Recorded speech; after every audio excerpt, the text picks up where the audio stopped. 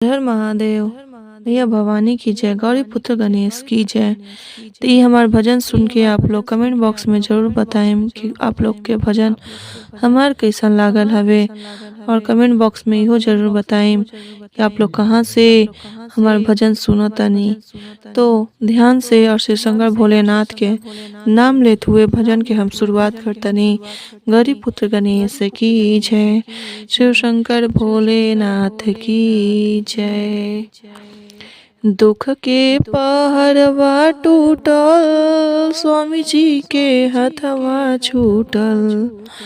दुख के पहरवा टूटल, स्वामी जी के हथवा छूटल।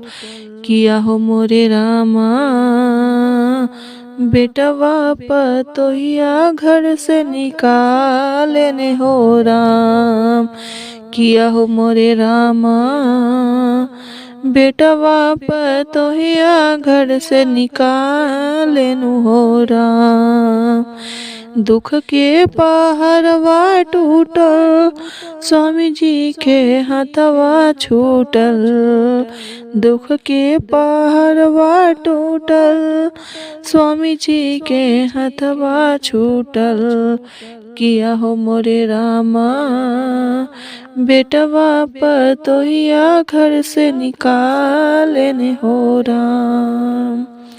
किया हो मोरे रामा, बेटवा पतोहिया घर से निकाले हो राम।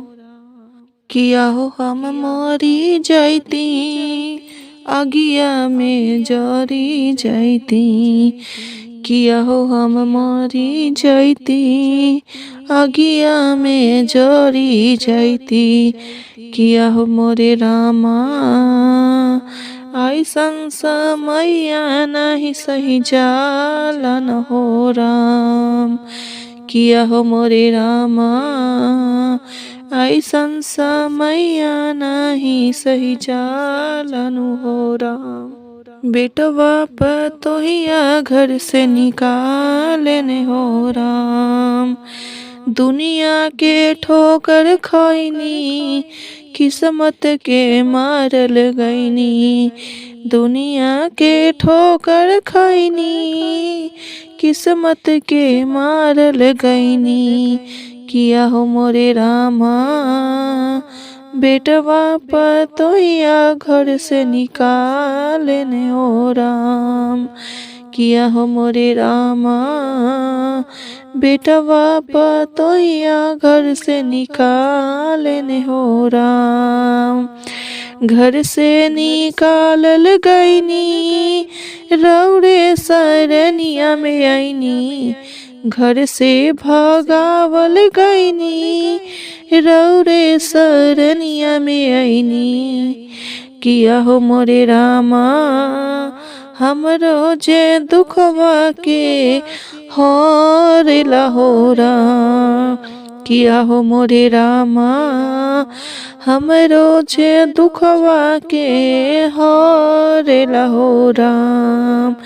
किया हो मोरे शिव गुरु, हमरो जे दुखवा नहीं केहू हरेला हो राम। किया हो मोरे शिव गुरु, हमरो जे दुखवा नहीं केहू हरेला हो राम।